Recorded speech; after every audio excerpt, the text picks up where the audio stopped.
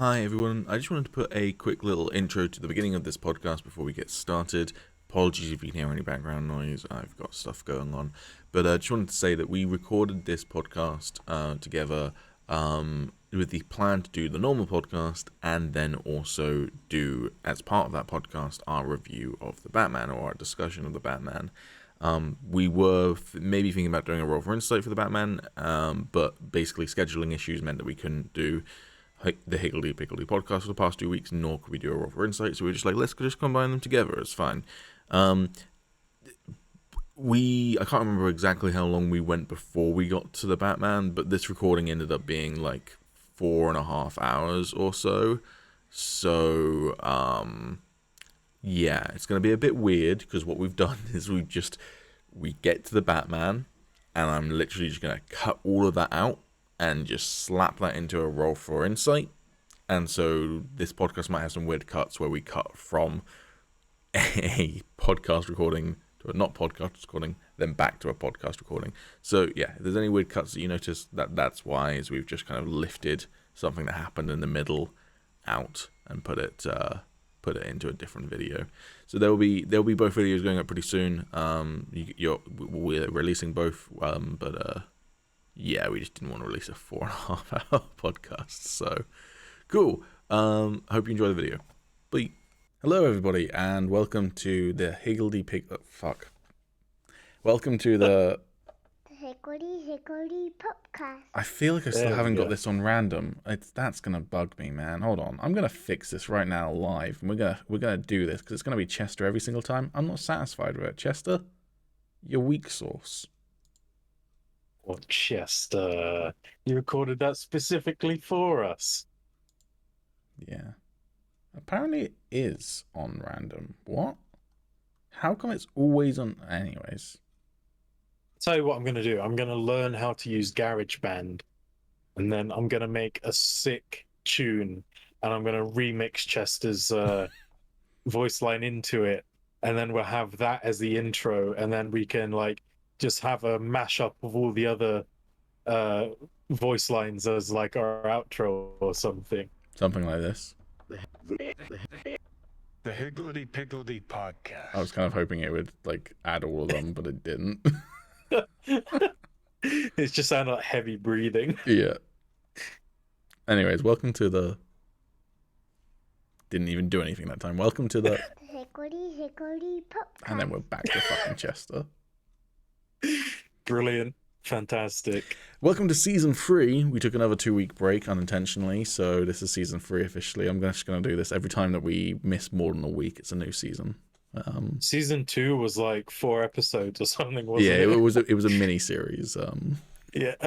This is season 2. That was season 1.5. That was the book of Higgledy Piggledy. It's not a direct follow up, but also it's required watching for the full story. Yeah. Cool. Yeah, it's just us two again. Yeah, just the two of us. We actually don't know what happened to the other two this week. We can only assume that Tom has died again, and Callum has been taken by the wind again.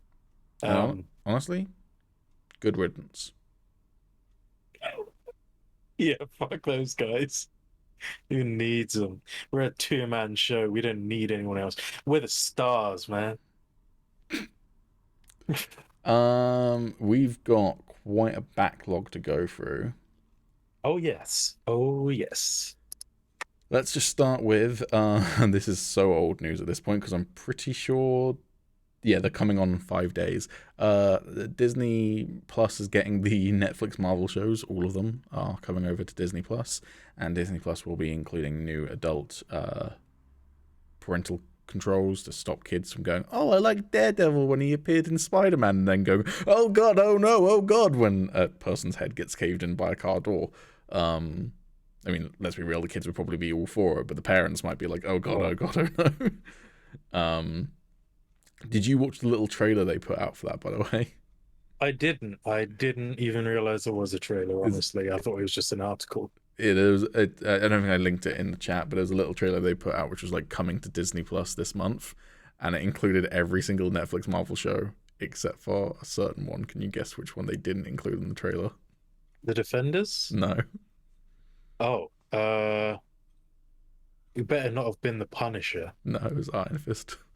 Oh, really? They were like, let's advertise all of our characters except Iron Fist. No way. That's incredible. I mean, I'm not entirely surprised, honestly, but I'm sure it wasn't intentional. I'm sure they definitely love Iron Fist as well. They love all of their children equally. But But yeah, Sure. no, I mean, that's cool. It's coming to Disney Plus. It's cool in the sense that I was disappointed and I predicted it was coming to Disney Plus, but I was disappointed when they announced that they were coming off of Netflix. It was like, fuck. I like to rewatch Daredevil and Punisher from time to time. So the fact that I'm still going to be able to do that is nice. But give us more. Just give me the Punisher. I'm just so exhausted now of just fighting so hard to see the Punisher back. I've signed so many petitions. I was going to say, what have you done to bring Punisher back to our screens? I have signed petitions. I have You signed multiple. posted. Yeah. I say petitions, and by multiple I mean like 2. I think I signed one because I typed in like bring back Punisher petition, and I signed the first one that came up, and it was just like this really shit one that had like 100 people signed or something, and I was like, this can't be the only one, surely. And then I just like scrolled down a bit and saw one with like thousands, and I was like, oh. See, this is why Daredevil and Kingpin have shown up in the MCU now, is because we were organized from the get-go. Save Daredevil, just the one petition, loads of signatures. You guys divided, but you didn't conquer. We just went straight for the full frontal attack. We had an advert in New York somewhere. It was like a billboard or something. Oh man, yeah. Maybe I need to like head this. Maybe I need to start it up. Yeah. Yeah, I mean now's prime time considering they're coming back to.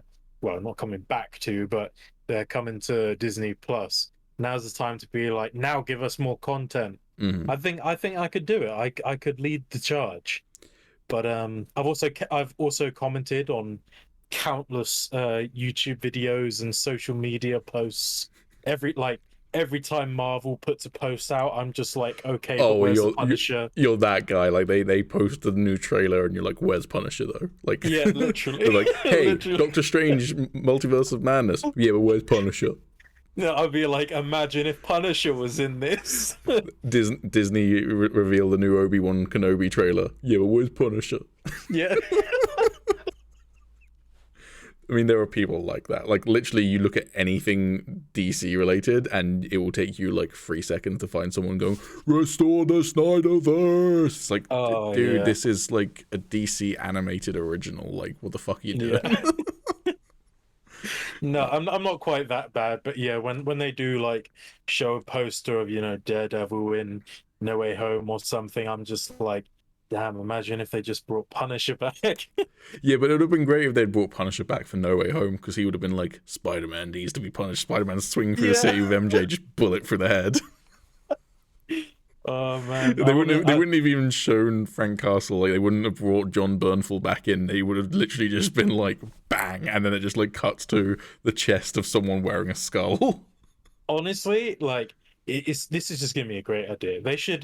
What they should do is, in the next season of What If, they should do a Civil War What If, and do it like actual comic book style with the characters and shit, and then actually see the interaction between Punisher and Spider-Man and Captain America. I'd be 100% down for that. And then at the end of it all, they could be like, Punisher returning 2024 or something. And oh man, I'd go crazy. I do think, though, them coming over to Disney Plus is at least a good sign, because we don't know the legal stuff behind it, so who knows whether it was always going to come to Disney Plus. But from what I understand, when they sold the rights to Netflix, Disney Plus wasn't even a concept. So maybe the rights were always going to revert fully back to Disney, but my feeling is that there was probably some legal stuff going on behind the scenes where, when Netflix cancelled it, Sure, the rights might revert back to Disney, but Disney might have had to have gotten some sort of new contract involved where they're like, hey, we'll buy these shows off of you, is my guess. And that's completely speculation. I mean, maybe. I mean, I think with Daredevil being in No Way Home, it didn't really sort of confirm whether they're going to be in like the same continuity. Although No. I'm fairly sure they're not anyway, because obviously when So the blip happened, here's what we know. Is the showrunners for Hawkeye said that the finale would concretely confirm the status of the Netflix Marvel shows, which it didn't. But it did feature as a fairly major plot point, because it was what Kate used to flick and like activate the electronic arrows, was Wilson's cufflinks, which are the exact ones that were his father's from the Netflix Marvel shows. right. So that's the only thing I can even think of as being a confirmation that it's the same continuity. And again, the showrunners were like, it is, we confirm one way or the other whether it is canon or not, and those are from the Netflix show. So my feeling is that they are supposed to be canon. At the same time, I could totally believe it if they get another Daredevil season or another Punisher season. It might not be marketed as season 4 of Daredevil or season 3 of Punisher, and they might not make any concrete references. So like, okay, Bullseye might show up in Daredevil season 4, but they might not be like exactly the Bullseye and exactly where he was from the end of Daredevil season 3. I imagine it's probably going to be a couple of years later regardless. So I think we might see them as soft reboots, but at the same time, my feeling is that they are supposed to be somewhat canon at the very least. I think it's hilarious thinking about the fact that Hawkeye knows who Kingpin is. So literally, he's just like, yeah, that's Kingpin. A hero called Daredevil single-handedly took him down multiple times while I sat back and watched. To be fair, it's entirely possible that Hawkeye only discovered Kingpin during the blip, and maybe Daredevil was blipped during the blip. I guess that is possible, I suppose. But then seems like a big coincidence. But also that would beg the question. I feel like if Daredevil got blipped and then he got unblipped again, he'd be like, where's Wilson Fisk? Is he still in prison? Like that would be like his first thought is like, damn, if I've been like, he finds out the situation, he's like, oh, so some people disappeared for 5 years and some didn't? Where the fuck is Wilson Fisk? Like, I need to know what that bastard, like, did he get blipped? Or did that bastard have 5 years without me dogging him and stopping him from doing what he wants to do? And then he would not let Wilson Fisk be a crime lord if he found that out. Well, what he actually found out, he was expecting, to find like Fisk in this sort of giant, like high-rise tower at the very top, commanding people. But what he actually found was Kingpin just sitting in a shitty office wearing a Hawaiian shirt. And at that point, he was just like, it's not even worth my time anymore.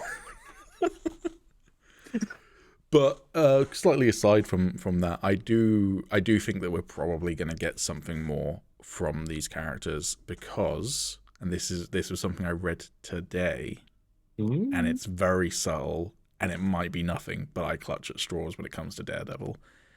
Charlie Cox was giving an interview. He's given an interview fairly recently where someone, as part of the interview, asked what he would think about a PG-13 Daredevil, and he said, I think it could be done. I think it could be quite good, but ultimately, I think Daredevil works best in that R-rated area because it allows us to explore darker themes. But ultimately, I think they could do it well. But then in an interview, and I didn't read the full interview, but I read a snippet from this interview that he gave recently, where in passing, he mentioned that one of the things he's really been enjoying recently is he resubscribed to Marvel Unlimited, and he's just been reading some of those Daredevil comics and going, oh, that thing that we did in Daredevil Season 2 was actually a reference to the comics. I didn't catch that at the time because he'd read them all in preparation, but then I guess when you're in production, maybe you don't clock that Easter egg, but then in retrospect, he did. And I'm like, why are you reading the comics again, Charlie? Maybe you're just a big fan. I wouldn't blame you. They're awesome. But maybe you're preparing to get back into that headspace again. I'm hoping to see an article where it's like John Bernthal back in the shooting range. But like, why are you shooting again, John? And then it's just he's in John Wick 4. Yeah, I mean, fuck it, I'd accept that honestly. But he's playing Punisher, but he's just not allowed to be called Punisher. Yeah. That'd be sick. To be fair, I wouldn't complain about that at all. Yeah. But yeah, no. So I think it's cool. We'll watch that space to see whether they do anything with those shows. At the very least, again, it's hard to believe that they would bring back Kingpin and have Matt Murdock show up in Spider-Man No Way Home if they were planning on doing nothing with these characters except for have them be little Easter eggs. Even if it's something like, and you kind of like alluded to this, if they use those characters in Marvel What If Season 2 or Season 3 or whatever, even if it's just that, that's still cool. But obviously what we want is return of the live action shows. So I mean, from when we were watching Hawkeye and everything and discussing the Echo series that's coming out, I think it's highly unlikely that they wouldn't stick Daredevil in there. Even if it is just for a small amount of time. Yeah. I think I'm pretty much certain that Daredevil is gonna come back. It's just the Punisher that I'm worried about. Yeah, I mean, because every other major character, so Luke Cage, Danny Rand, Jessica Jones, and Frank Castle, there's been very little news about what Marvel are planning with those characters. Kevin Feige hasn't given any statements. They've not had any kind of like Easter eggs and anything else, and the actors haven't really been saying anything. Meanwhile, 2 characters from Daredevil have shown up recently.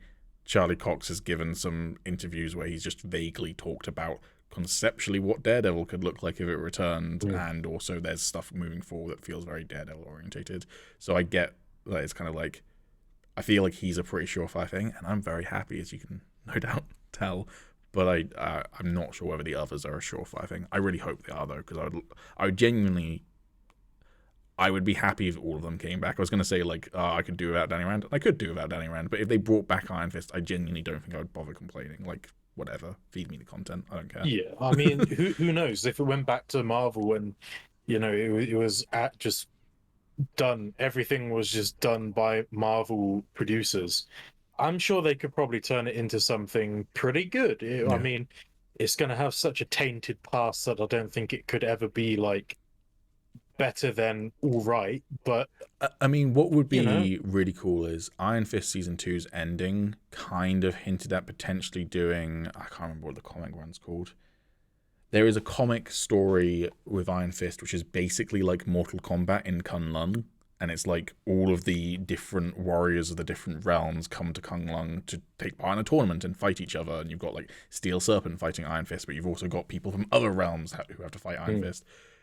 And he's not in that comic run, but like Shang-Chi is the GOAT martial artist character now in Marvel, and he's insanely powerful, and he's got these cool bracelets and whatever that were from like some other realm and signaling something and whatever. It'd be cool if maybe Shang-Chi 2 like is some sort of adaptation of that, where you just have an excuse to bring in these crazy superpowered martial artist characters and then have Iron Fist show up. That'd be cool. It doesn't even have to be Danny Rand Iron Fist. You could have it be a different Iron Fist if you really want. But like that would be a cool way to incorporate that character and that IP. I think is. I feel like they'd probably bring in Colleen Wing with the Iron Fist. Yeah. Because I mean, they asked her if she'd wanted to have an appearance in Shang-Chi, didn't they? Yeah, and she turned it down because she had to choose between that and Matrix Resurrections, and she chose Matrix. Did you see, by the way, as well, some concept art recently was released for Shang-Chi, and it should be noted with this concept art, it's apparently very early in production, and there is no indication from the artist that this was ever anything more than him just having fun with the concept art, so we don't know that the directors or the writers told him to do this, but it was Deadpool fighting someone. I can't remember who Deadpool was fighting. It was during the cage match, but the concept art was Deadpool fighting someone, but I can't remember who he was fighting. I want to say it might have been Carnage, but I feel like that's possibly way out there. I mean, I was surprised by Abomination being there, so... Yeah.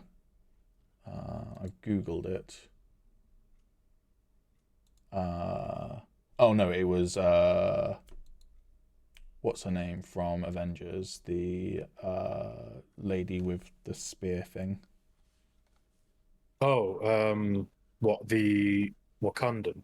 No, the one who's one of Thanos's right hands, Proxima Oh, Midnight. yeah. Yeah, so it was concept art showing them fighting, which people have also pointed out that Proxima Midnight was dead by at the end of Avengers Endgame and the end of Avengers Infinity War. So like Yeah. it's quite possible people have like gone, it's probably just the concept artist was having fun. Like they hadn't decided who was going to be in the fight, so he just drew two characters he thought would be cool to be in a fight. But still, that would have been cool to see. But also, I love the fact that Wong is apparently the Sorcerer Supreme now, and he was still doing that during Shang-Chi. Yeah, I really don't know. Like, I really don't know how to feel about him being Sorcerer Supreme. It's going to I be feel undone like by the end of Doctor Strange 2, isn't it? it is, of course, but like even still, it's just such a weird sort of thing because I mean, this was one of my issues with Doctor Strange in the first place was I didn't feel as if they clarified whether or not he was Sorcerer Supreme. Mm. They like because they never said the words or anything, and then at some point I feel like someone says that he's Sorcerer Supreme, and I think they might in have only said that in Infinity War. yeah, and I was like, okay, well, can we just get some clarification? And now, like, they're saying, oh, Wong is actually Sorcerer Supreme. Yeah, I'm like, because Strange got snapped for 5 years. yeah, and I'm like, I mean, I do think that's kind of a funny like concept. Is just like, dude, come on, man. And he's like, well, you got snapped for 5 years. Like, what? We needed yeah. a Sorcerer Supreme. You weren't there. Like, I'm not going to give you your job back. But yeah, that was weird. I'm hoping it is like I hope it is at the end of the movie just said outright that Doctor Strange is the Sorcerer Supreme. Because that was the moment I was waiting for the whole time. I hope at the end of Doctor Strange 2, he shows up back at the Sanctum Sanctorum and he's like, Wong, I'm Sorcerer Supreme again. He's like, no, you're not. And he's like, dude, I've just been to like 200 different multiverses. All of them, I'm Sorcerer Supreme. I'm the fucking goat. Fuck off. I hope he says those exact words. Moving on, Pokemon Scarlet and Pokemon Violet will be coming to Switch later this year. Another open world Pokemon game. I don't have much to say about this, but go ahead.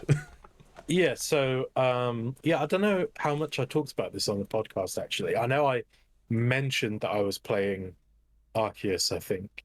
I don't know how to pronounce it. I don't know if it's Arceus or Arceus. I hope it's not Arceus because I think I've been hearing Arceus, but yeah, I'm gonna say Arceus because well, I'm not gonna call it Arse. Pokemon Breath of the Wild.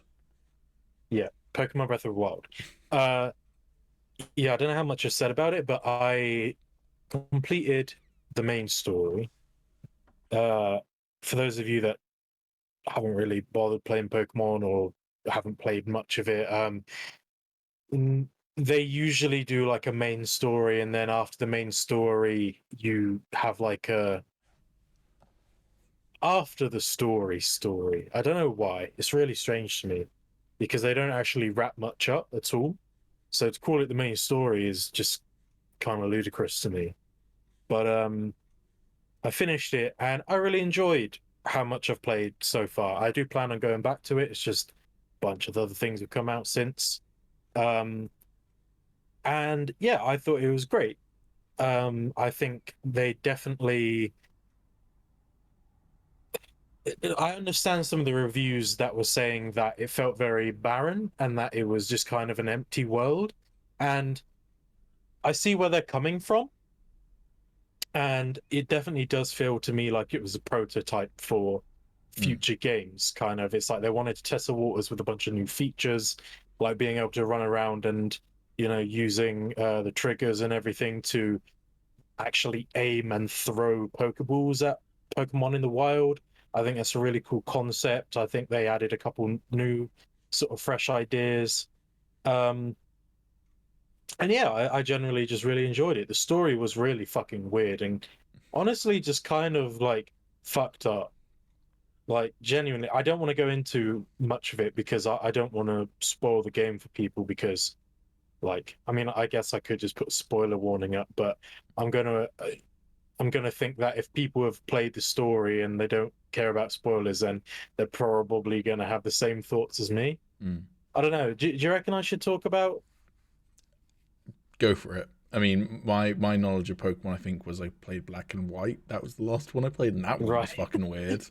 And Okay, so I will get on to Pokemon Scarlet and whatever after this, but Violet. now that I've brought it up, I've got to talk about it. So this is your 10-second spoiler warning while I keep talking. If you don't want to look at spoilers, then jump to whatever time Pete puts in, because he's going to edit this video, and thank you very much. Okay, there's your 10 seconds. So, Chapters below. Pokemon Arceus. The whole plot is that you are a child who has been ripped from your family and everything you know and love through a space-time portal that takes you into the past, set in a pseudo-Japanese time period. It's like I genuinely didn't know when this was meant to be set or where, but apparently it's in the past of like the whole Pokemon world, and it's a time where Pokemon are still just like wild creatures that are terrifying to normal civilians. They're like, oh, if you go out into the wild, you're just going to get absolutely fucking ravaged by all these wild Pokemon. So they've only recently just invented the Pokeball to catch things, and like there are barely any trainers. Like the people that catch Pokemon are basically higher ups in the clans that inhabit the world, and like the Galaxy Expedition Team or whatever it's called, like Survey Corps, which is who you primarily work for. You get conscripted into doing their work. So You're still a child, right? yes, so Okay. it's child labor. So this is what I'm going to get onto. You're torn away from everything you know and love, thrown into this like historic time in the world where Pokemon are savage animals that everyone is terrified of. Hardly anyone has actually captured many of them. And the first thing that they have you do there is, oh, we're going to take you to the Survey Corps and put you to work because we don't trust you. You've come through this space-time portal. We don't fucking trust you. I know that you're probably a scared kid who has no idea where he is or what he's doing here, but we're going to fucking put you to work. Sir, Charizard's attacking. The whole village is in flames. Send a child. If he dies, it's of no consequence. His parents are in the future. That. It doesn't matter. Like, yeah, they don't know where he's come from. Oh, my camera's doing some weird shit, but I can't be bothered to fix it. So, yeah, so you're literally just this child who's come into this strange world. He gets met by this, like, just weirdly looking dressed professor. Professor Oak or Professor Chestnut? Oh, shit, I can't remember his name. I feel like it's something weird. I can't remember it, but he's weirdly enough, he's actually not one of the main characters in the game, unlike most of the other professors. Like he's just kind of, and I guess because he's in the past and you've been sucked away from your parents, he's probably not fucking your mum, unlike Professor Oak. no, he's not. So yeah, like you meet the professor and he's like, oh, I'm gonna take you back into the village, although be careful because we're really like wary of outsiders. and so like you're literally being paraded through this like little town or village, and it's got like all the different text bubbles popping up over everyone's head. He's like, what's he doing here? He's an outsider. And like stuff like that. And I'm just like, my God, this is heartbreaking for this child. And so he takes him into the Survey Corps expedition headquarters, and they're like, yeah, we don't fucking trust you, but apparently you caught more than 2 Pokemon in the space of 2 minutes. So like we're going to put you to work, okay? So you get conscripted into doing child labor for all these weird people that hate you and are just like insulting you on the streets. And Pokemon tackles child labor, racism, and something else probably. and they're like, okay, because like you've caught way more many Pokemon than pretty much anyone has thus far. You're gonna go out and try and fill up this entire Pokedex of creatures that are just terrifying and nobody wants to deal with, that we have no information about whatsoever. Does that And, mean that the Pokedex you use in all subsequent Pokemon game, or all previous Pokemon games, was written by a child being forced to do this against his will? Well, it does make you wonder, if he did this so long ago, why are trainers in the future still trying to fill out Pokedexes? Yeah, I suppose that's true. Like, I mean, okay, sure, there are probably some different Pokemon, but there are definitely some crossovers. So yeah, they're like, okay, we're gonna put you to work, go out and fill this Pokedex up. So you go out and do all this stuff, and like, what the basis of the game is that they're trying to find out what this time-space portal is and trying to get to the bottom of it. Meanwhile, you're also helping out like two different clans, the Diamond Clan and the Pearl Clan, who respectively follow a different Sinnoh, who is like their god. Okay. Well, turns out that Sinnoh is actually two different beings altogether, and it is Dialga and Palkia, the legendary Pokemon from Pokemon Diamond and Pearl. Okay. That's so a cool little reference. Yeah, there, like yeah.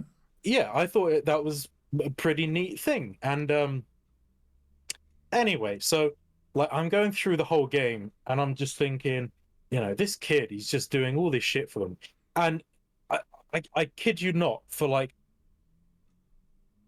the whole game, more than half of the people in the town still just hate.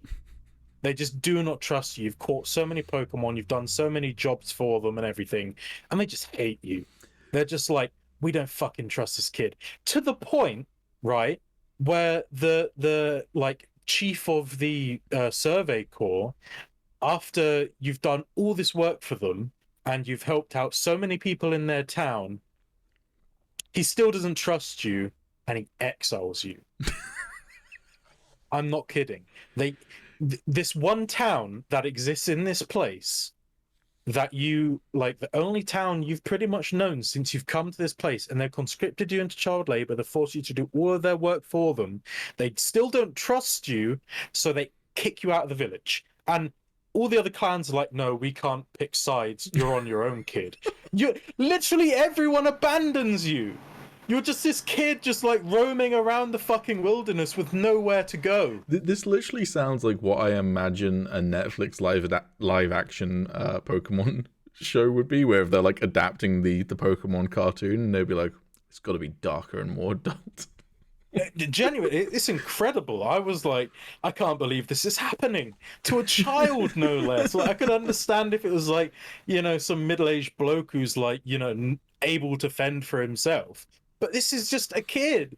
I mean, arguably he can fend for himself because he's been doing all the fucking work anyway. But, still. And I was like, this is just incredible. And anyway, so you eventually, help them out again. And they're like, oh, fuck it, fine. I guess you can come back into the village. And like, they're talking about the space-time rift. So you're like sat down. It's really weird. You're staying in this like hotel or something. And it's run by this secret ninja, who you don't find out is a secret ninja until later on in the game, who just like makes potato mochi just for every meal. It's the only thing he makes.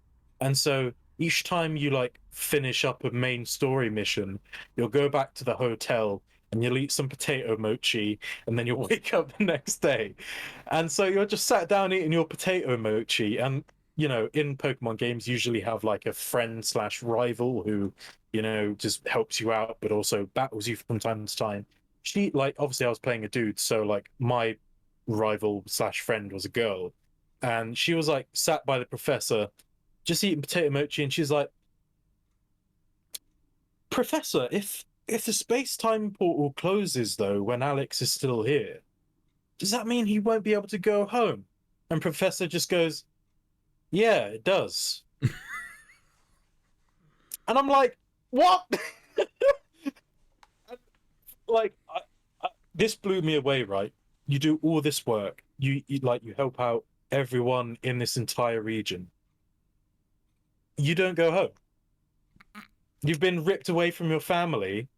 The portal closes, and you're just stuck there. It's fine. Pokemon Scarlet and Pokemon Violet are going to cover then Alex's or whatever your character's rise to becoming like an evil dictator who will get revenge on the people who... Because you're the most powerful Pokemon trainer, so like... Well, yeah, literally, I'd say probably in existence, really. I mean, in Diamond and Pearl, you can capture Dialga and Palkia, but I mean, what's the point? There's already a kid fucking back in prehistoric times, or not prehistoric, but you know what I mean. Back in fucking history, he's already caught them, and like Arceus is like, I think Arceus is meant to be the Pokemon god, so like he's above Dialga and Palkia. And like you catch him after you've caught everything else. You have to catch every other Pokemon in the game, and then you go into like the secret lair and you fight him and catch him. So you've captured God. Bro, just watch this space. Pokemon Scarlet, Pokemon Violet. There's going to be like some weird Pokemon worshipping cult. And then you're going to like end up in like the dungeon. There's going to be a statue of a hooded figure. And then you'll like be able to read the plaque underneath, and it'll be like, This figure is blah, blah, blah, who was once lost to space and time, became the most powerful Pokemon trainer in the world. So much so he captured God itself. And became God himself. Yeah. But yeah, I couldn't believe it. I'm not gonna lie, mate. You've sold me on this game. I don't own a Switch, but you've sold me on this game. I'm back in Pokemon, 100% buy-in.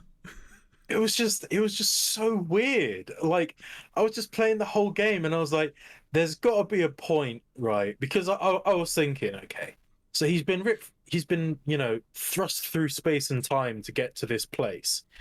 There's got to be a moment in the game where he goes back to, his time. And I was just thinking, well, but if that happens, how are you going to like finish off, capturing all the Pokemon and everything? Well, the answer is you just never go back. You're literally just trapped there forever now. But to conclude, I just thought that's just so incredible. But to conclude, though, Pokemon Arceus, 10 out of 10, and you're really looking forward to Scarlet and Violet. I wouldn't give it a 10 out of 10. There were definitely some points. Sounds like you gave it a 10 out of 10 with that. I've got to say, it was thoroughly enjoyable. It kept me on my toes. At the very least, narrative 10 out of 10. Yeah, okay. Yeah. But yeah, so with Arceus, I was like, oh yeah, this was actually a pretty sick game. I genuinely enjoyed it. I mean, I enjoy pretty much all the Pokemon games anyways. I'd be hard pressed to find a single one that I haven't enjoyed, at least in some aspect. Even if it's got too much water? Well, as long as they give you a mount to ride on in the water like Arceus, then that's fine. But I think a lot of the early reviews that were saying it was empty hadn't got mounts yet, because it suddenly feels a lot better when you get those mounts. Because obviously a lot of the time you're just kind of like walking between different like regions and everything, but then eventually you get like a gliding mount, a mount that goes really fast on land. You get your water mount. It just makes the game feel so much better. But yeah, I really enjoyed it, and I was thinking, damn, they've got some really good stuff here going forward that I really hope they keep. I was like, oh man, I can't wait to see what the next games are going to be. And I can't remember if I said it in the podcast or not, or if I just said it to you guys, but I was like, they've released like, what was it, like 6 Pokemon games in the last year? And I was like, it felt, I think the first thing I said was it felt like they pushed this game out because they hadn't, released as many games as they'd like. I was kind of making a joke saying that, um, they hadn't released like a million games or something and hit their target, but they had released fucking shit tons over the last year. And literally, like a couple of weeks after I said that, they announced these 2 new games. And I was like, I can't believe it. They really are just pumping these things out just non-stop. Like, it really does make me wonder if they just have like teams on rotation to like just constantly having games in production. Presumably, because that's how Ubisoft did it for a long time with Assassin's Creed, is that there were, I think, 2, possibly 3 at its maximum height, but definitely 2 studios. There was the Montreal studio and the Paris studio that were working on Assassin's Creed games while the other team was working on an Assassin's Creed game. And so that's why you got a game every year, but also why you got things like Unity, which had like amazing gameplay advancements, and then Syndicate, that's the one after Unity, which was like a massive step back in the parkour because they were being developed by 2 different studios but at the same time. So like graphically they're comparable, although Unity looks better, but they aren't being developed in unison. They're just being developed at the same time, so there's a bit of disjointedness. But yeah, that's how they did that. I don't think they do that anymore because they're not doing yearly releases anymore. But then, hey, Assassin's Creed Infinity, they're probably going to go right back to it. God, I hate the idea of that game. Still haven't finished Valhalla. I keep on meaning to go back to that. Now that my computer's I should fixed. probably go back to that as well. Yeah, because I was enjoying it for what it was, but But I mean, yeah, I know that they do have a couple of different teams at least because they have like the mainline games. So, like Diamond and Pearl and Scarlet and I'm pretty sure they're like the main sort of like ones that I don't really understand how it all works, honestly. I really don't know what is part of what and if it's all part of the same story or not, or it's all just Pokemon in it. Yeah, literally, like pretty much the only differences are the Pokemon that are in it. Like they're getting some new starters. That's pretty cool. There's a duck with a hat. I'm probably going to play that. Also, I've got a question for you, having not played Pokemon in a long time. I've been seeing people on Twitter reacting to the 2 new ones with basically all saying like, oh, these new starter Pokemon look really, really good. Please don't make them anthropomorphize when they evolve up. Are all Pokemon just like humans when they evolve up now? I wouldn't say so. Okay. I mean, there's definitely a few, but I wouldn't say all of them. I feel like they're exaggerating a little bit there. And I'd say that's not even the most fucked up thing about a lot of the Pokemon. I mean, I know that I can't remember what Pokemon it was, but it was like a female ghost Pokemon or something. And it was literally like a body that was inhabited by like the ghost of a widow or something. Something just really fucking like tragic for what is supposedly a kid's game. Yeah, so what you're saying is Pokemon's been heading in this dark, gritty direction for a while now. Yeah, they should make a noir film. They should make a noir game. We'll get to that, but yeah. Cool. I don't really have much to say about this, but Valve announced a new game called Aperture Desktop, which, if memory serves, I did watch the trailer. I think it's a VR game, but I'm not 100% sure on that because it's been 2 weeks since we posted that. But yeah, it's a new game set within the Half-Life Portal universe. I think it's like either a VR or just like a desk job simulator game where you work at Aperture Science. Sounds fun. I like these little bits of Valve content we're getting. Everyone knows what everyone wants from Valve, and they're not giving us that content, but we like the little scraps they're giving us.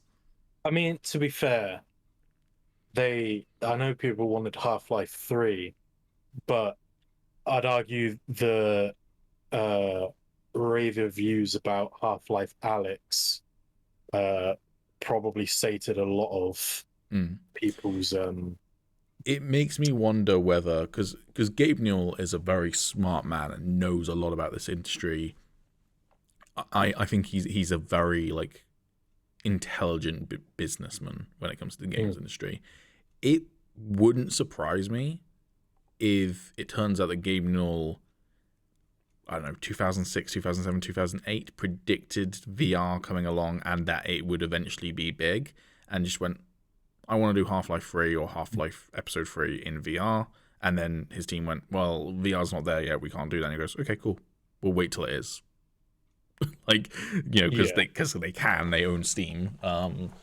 It would, and that's not me saying I guarantee Half-Life 3 will come out in the next 5 years on VR or whatever, but if it turns out that has been the plan for the past decade, is wait until the technology is there so they can do Half-Life 3 the way they want to do it, that wouldn't completely blow my mind or anything. So yeah, I think it'd be cool as well, because obviously Half-Life Alyx was just a VR game. Yeah, I think it'd be cool if they were working on Half-Life 3, and maybe the reason that it's taken quite a while is because maybe they do like a normal sort of just, PC game for the people that don't have VR, and then maybe do like a full-scale VR experience of it or something. Because that's the tough thing with doing things like the Resident Evil games that have been released in VR is the decent VR experiences, but they're nowhere near as good as just playing the actual game on PC or whatever. So yeah, maybe it's that they're wanting to make sure that it's just as good an experience in VR, if not better. Yeah. But yeah, Aperture Desk Job or whatever it's called. Yep, that's. I watched the trailer. I'm not 100% sold on it. It doesn't look exactly like my type of game. If it's VR, I'd probably be inclined to pick it up, but it's probably just going to be on Steam, isn't it? Probably. Actually, that's a good point. That's a good point. point. I again, it's been like 2 weeks, and so it might not be VR. If it isn't VR, we apologize for completely barking up the wrong tree, because we're not professionals in any way, shape, or form, and we're very bad at this. But it could actually be a Steam Deck exclusive or something like that, couldn't it? Because they're releasing that console, so that would probably make sense if it's being released on Steam Deck. I just cancelled my Steam Deck deposit because I'm getting this laptop now, and I'm just like, I just can't justify getting like another thing. Fair enough. I mean, it saves me from having to ask you why you bought a Steam Deck when your Steam Deck arrives, I guess. Well, the reason I was getting a Steam Deck was because my PC is up in my room, and I can't run a cable from my PC all the way downstairs to play my VR on. Not because with that, if I want to. Well, but life so finds a way, Alex. If I want to play like Steam games on my VR, I have to use Virtual Desktop, which is delayed, right? Yeah, it's delayed, and also like my PC just it just doesn't handle it well, and so and also like obviously you have to do it through Wi-Fi and everything, and if your Wi-Fi isn't brilliant, then that just adds to the lag and delay, and so it's just not even worth it for me at this point. And so I was thinking, oh, if I get a Steam Deck, I'll be able to connect my VR to it, and because it will be able to run these games with like relatively decent specs, that should negate a lot of the issues I have. But now I'm getting a laptop which is like top of the range, and it's going to be able to do exactly the same thing. So it's like, well, fuck it. And also it's going to have an Ethernet cable, so I can just plug that straight into my router, and hopefully I won't have any problems whatsoever. But yeah, I just thought, well, there's no point. Just make sure you secure your laptop somewhere, because I don't want you like suddenly like spinning your head in VR and then your laptop just goes like flying off of your desk or whatever. Yeah, no, that is a concern. Like tape it down or something. Yeah, I mean, that is why I don't like using cables, which is why I was so interested in the Oculus Quest 2, because obviously it's wireless. So I was like, oh, that's brilliant. I fucking hate cables. It just makes it so much more of like a hassle and, immersion breaking experience. But, if you want to play some of the really good games like Blade and Sorcery with the Star Wars mod, you got to make some sacrifices, and I'm willing to make that sacrifice. Fair enough. Oculus Quest is like 200 quid, 250 quid, isn't it? Yeah, it's not bad pricing at all for what it actually is. I'm getting bonus this month for my pay. I would very much recommend it. And it's 100. I don't want to go into my financial situation, but it's I could afford that. I maybe should be more responsible with my money and invest it or something, but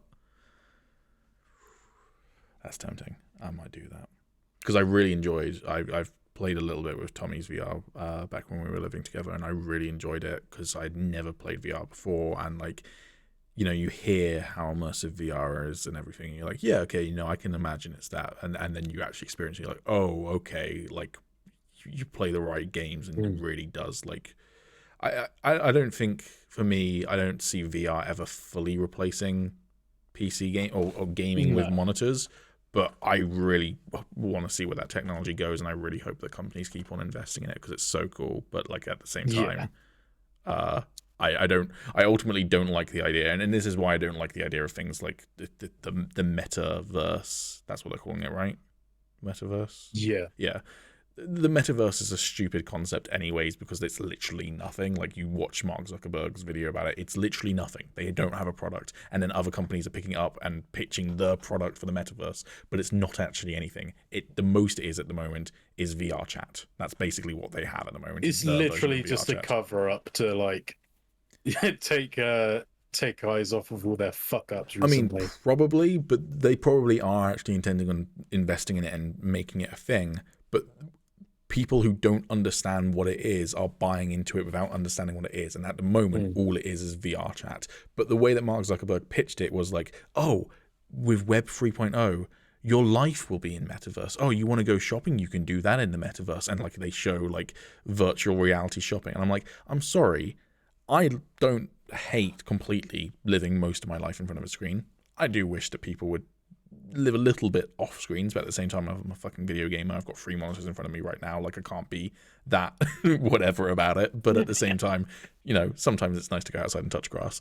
But the idea of doing something like your weekly shop in VR just sounds more inconvenient than doing it just on the grocery store's website if you want to order online. And also, there's always that element of VR, which is like, if someone breaks into my house right now, my eyes and ears are covered. Like, you know. Yeah. Oh, I will say, actually, on the subject of VR and shopping and stuff, something that I could see actually becoming, like a big thing in the future, perhaps. Obviously, the high street is just becoming dead and deader. Antiquated. You know, it's going to reach a point where everything is going to be done online. And I think a lot of the things that people still go into shops and stuff for is clothing. Now, obviously, there are websites that do this and stuff already, but imagine if they work on the technology to actually impose clothing over you in VR. Then you can go into these shops online and try on the clothes without actually trying them on, just to see how they look on you. I mean, not so much that, but the way I could definitely see it working very, very well is things like furniture shopping as well. Exactly the same thing where you're like, oh, I need to go to IKEA because I don't know how this TV desk will actually fit in my room. I'm like looking at the dimensions on IKEA's website and going, I don't know, that's going to fit. And then you have to actually go and look at it and go, oh, yeah, okay, that will fit. And already we'll get on to it's our main topic of the podcast, but Matt Reeves was talking about how one of the things they did for the Batman is pretty much every single set was pre-vised in VR, so he could walk around the sets in VR and be like, actually, can we move that staircase over there, or what have you, because we're going to have this character, and you know, and how much that helped with film production, and VR's been being used in film production for years now, and it's only going to get used more and more and more. But like the exact same things, like if I could go into VR and within VR you already have mixed reality. So to be fair, I'm pretty sure this is probably already a thing. It's just most companies probably haven't bought into it enough. But like if you could go into mixed reality on IKEA and go, boom, how does that TV stand look in my living room? And you can actually see it to scale how it would look. Yeah, I mean that totally makes sense to me. But fucking buying cans of soup or whatever. Fuck off. Like, or going to a concert in VR is just like, ugh. Bit unnecessary. But yeah, anyways, so cool. Imminent return of Chuck? Tommy should have been on this episode. Yeah, I mean, it says imminent. I mean, basically, Zachary Levi was on Michael Rosenbaum's podcast. Inside of You with Michael Rosenbaum, right? Yeah, Inside of You. For those of you who don't know who that is, he is most well known as Lex Luthor in Smallville. One of the best Lex and- Luthors to be put on screen, in my opinion. I would agree. And they were just chatting about Chuck and everything, and Zachary Levi said that it's something that he's been pushing for years, or to do like a movie or something. Pretty much ever since it ended, he's wanted to do this, and he said it is on everyone's tongues, and it is like so close to coming to fruition. And I can't remember. Does it say that it's I should find it now. I was in topics and looking in the Yep. complete wrong place. 28th of Feb is when you posted it. That's how far behind we are. Yeah. Yeah, he basically said that it is like it's pretty much guaranteed to return, which I'm very excited about because I personally love Chuck. It was one of the shows that it was really weird how I got into it, because it was one of those shows that I saw the name of and I saw pictures of, and I was like, it just kind of seems like a bit of a nothing show. Like there was nothing really that appealed to me, but I saw like a clip of it or something, and then I was like, I've got nothing else to watch. I'll just give it a go. And it was one of those shows that ended up becoming so memorable to me, and that every now and again I'll just think back and be like, damn, that was such a good show. I really need to go back and rewatch that. And now that it has a chance of returning, I think I'm going to do that, because, oh man, it was just such a great concept. And I think Zachary Levi just absolutely smashed it in that performance. And I know a lot of people don't like Brandon Ruth. I can't remember how to pronounce his name. I think it's Ralph, but yeah. Yeah, I really like him. I think he's pretty good in most things that he's in, except maybe Superman Returns. But I think that's more to do with the writing than anything else. yeah, I mean, yeah, I don't think he was even that bad, really. But he's very Christopher Reeves in an era where maybe trying to do a Christopher Reeves Superman was. It would be kind of like if they tried to do an Adam West style Batman film now. It's like people love Adam West, and you can do an Adam West style Batman animated series, which they did not that long ago. But trying to do a live action movie of it, it's a bit antiquated, to be frank. I remember going to see.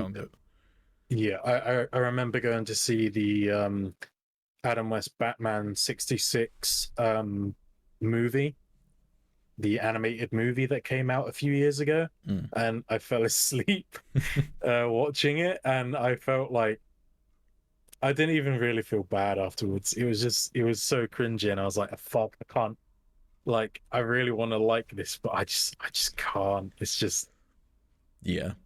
As I said, I don't think there's anything wrong with doing those. And to be fair, Superman Returns was always pitched as a continuation of the Christopher Reeve Superman films. Like that's he looks a lot like him, really.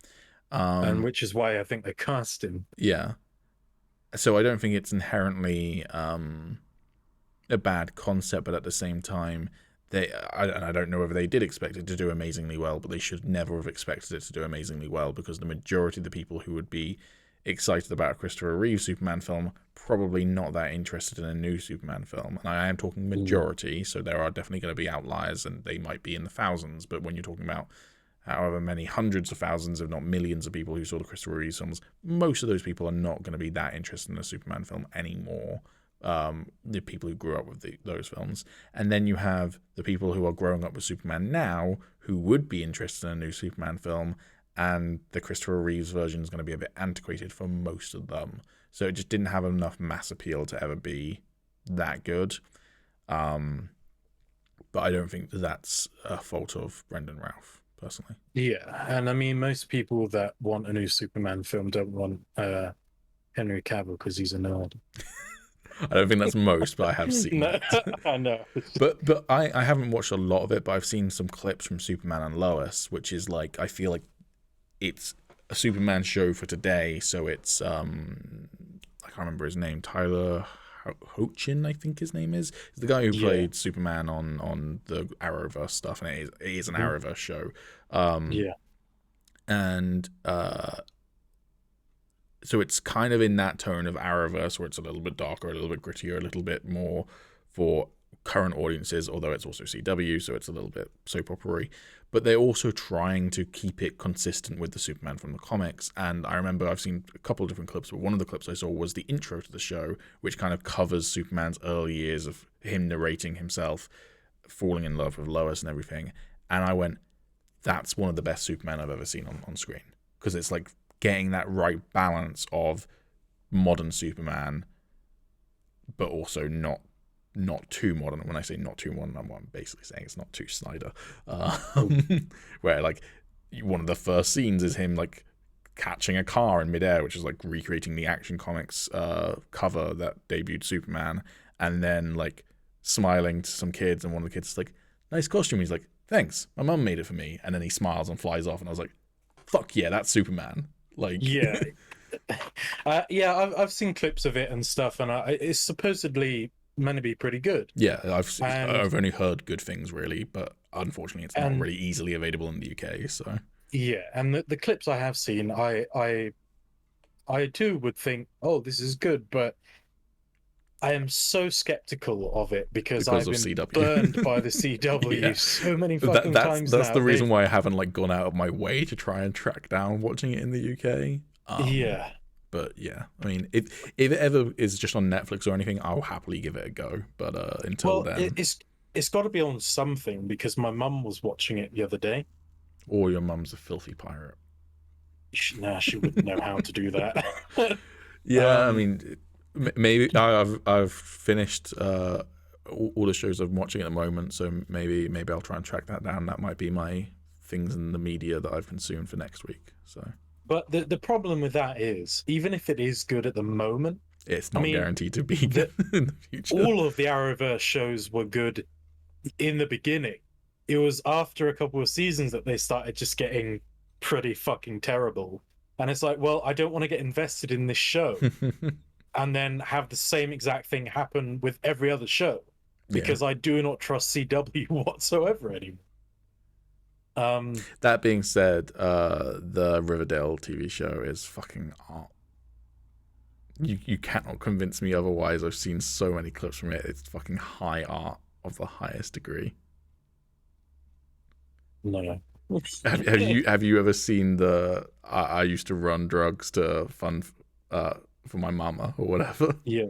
Then that means you don't know the epic highs and lows of high school football. It's like, this isn't written by humans. I don't understand. Like, how is this actually a thing that got made and then put? Like, it literally doesn't compute. It's like a fucking alien or a robot wrote it and is trying to pass itself off as human, and it's amazing. And like, I'll never watch the show, but like, I am thankful that those clips exist out there on the internet, and I get to occasionally watch those.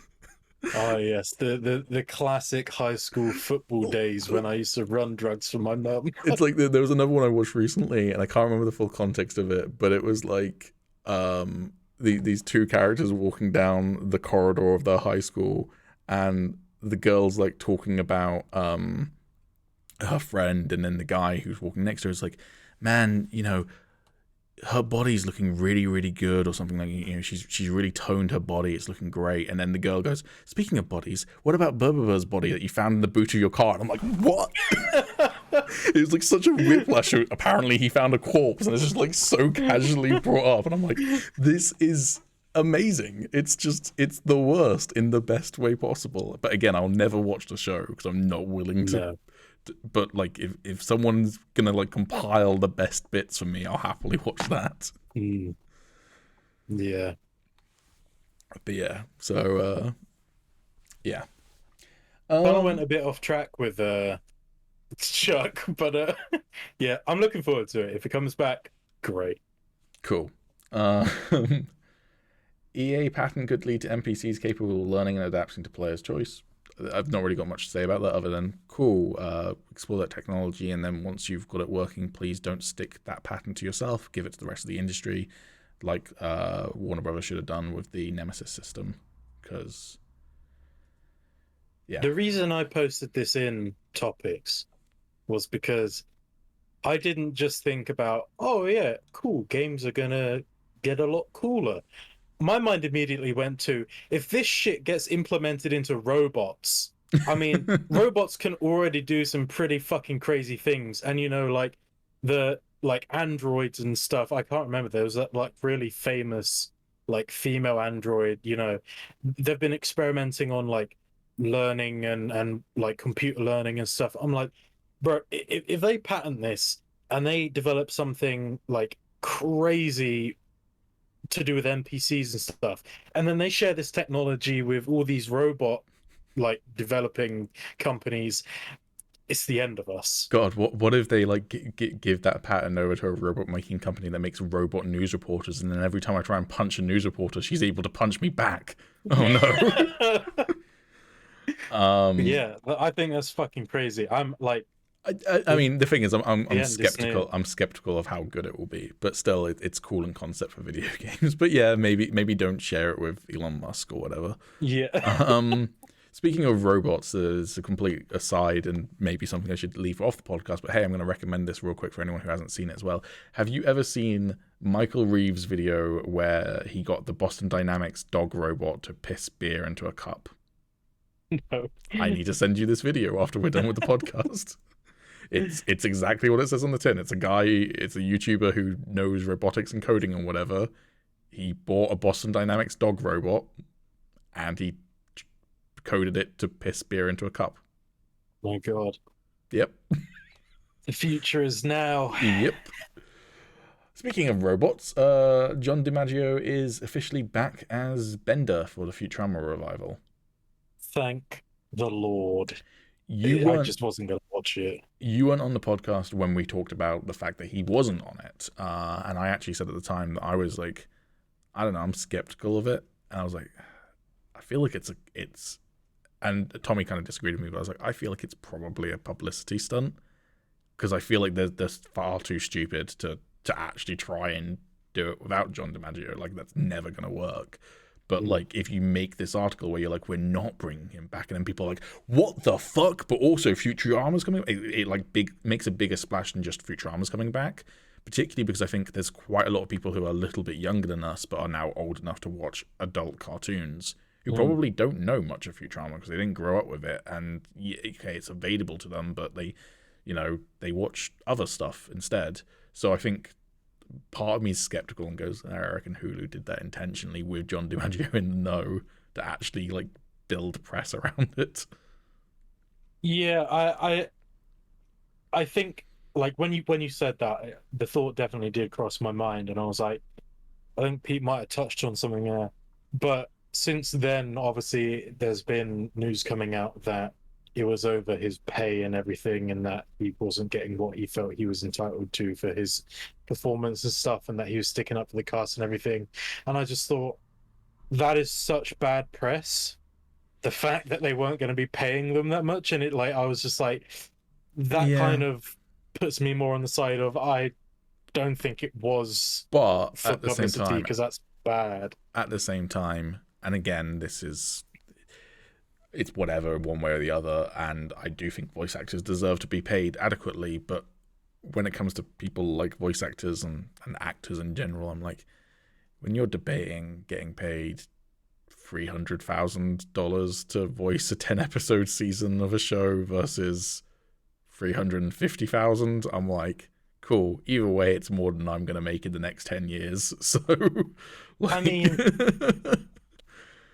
Yeah, it's difficult not to think from that perspective because we're not doing that job, you know? And yeah, and as I say, they are incredibly talented. I'm not trying to say they should be being paid the same amount that I'm getting paid per hour or whatever, but they already do get paid an insane amount. Like the really, really amazing voice actors who are massive, like John DiMaggio, he already gets paid a ridiculous amount regardless. So I always kind of don't give a shit when actors are negotiating their pay because I'm like, you're getting paid a ridiculous amount regardless. Who cares? I do care if it's something like Scarlett Johansson with the whole Disney Plus Black Widow thing where they like broke contract with her, where it's like, Yeah. and people were like, oh, it's hard to like feel any sympathy for her because she's a billionaire, blah blah. I'm like, fine, but they also did break contract with her, and though she is in the right, like, sure, it's insane money regardless. But they did break it. You don't need to defend $1 billion corporation against a millionaire actress. You can criticize both, but ultimately the $1 billion corporation is the one in the wrong because they broke contract. You know. I think I agree with you on that one, but I think what it comes down to, and this is the way I was kind of looking at it, because I kind of felt the same when, I've seen stuff like this, like actors sort of disputing things over their pay and whatever, and I kind of thought, oh, well, they get paid so much, whatever. But what it comes down to is you got to think that obviously the writers and the animators are as big a part of it, but it is the actors that bring these characters to life. And if the voice acting was terrible, nothing would save the show. At the end of the day, people come to like that they are the audio aspect of that show. That is a major aspect, And I mean, like me, when I heard that John DiMaggio wasn't coming back for it, I just said straight out, I'm just not going to watch the show then. Yeah. And because they are such a large part of it, if that show makes shit tons of money, which the company is going to get, it's like, well, yeah, they do deserve like a decent amount of pay because realistically, they're the ones that make that show. Yeah, I mean, and again, I'm not trying to say that they don't even deserve to get paid the amount that they get paid, but I don't care whether it's a 50 grand difference if they're getting paid more than 100 grand. They care, and I don't blame them for caring, because the other thing as well is that I don't know how long it would take to record however many episodes of Futurama it's going to be for this season, but it's, days and days and days of work regardless, potentially weeks or months, depending on if you have to come back and do re-recordings and what have you. And if you are an actor who is in high demand and gets paid a lot for any job, regardless of what the job is, then the argument you can be making is, okay, I could take this job that you're offering me, let's say 300 grand for, or I could take this other job that's going to pay me 400 grand. And therefore my time is worth 400 grand, because if you want me, this other company is offering 400 grand for me to go work for them. So like, and at the end of the day, yes, it's insane amounts of money and whatever, but also if you are at that point where you can negotiate for that amount of money, and like, I don't know if John DiMaggio gives loads of money to charity or whatever. If he does, great, sort of thing. But like, I don't blame him for trying to get what he values himself as, is I guess what I'm saying. But I don't personally care one way or the other how much he gets paid. Yeah. But also I think it just sets like the industry standard. I think the thing that kind of came about this or came from this more than just whether he gets paid however much. I saw a lot of people commenting, like, it isn't about how much, like, the actual value of what he was getting paid. The whole, like, thing was about people in the industry getting paid what they should, and, like, more sticking up for people in the industry and whatever, and I think that's probably the best sentiment to come out of it. Sure, and the animation industry in general is notorious because voice actors are kind of shafted fairly frequently, and they've tried to unionize before, and it's very, very difficult for them to be able to unionize. I don't know if they actually managed to, but they were like really trying to push in like 2020, I think.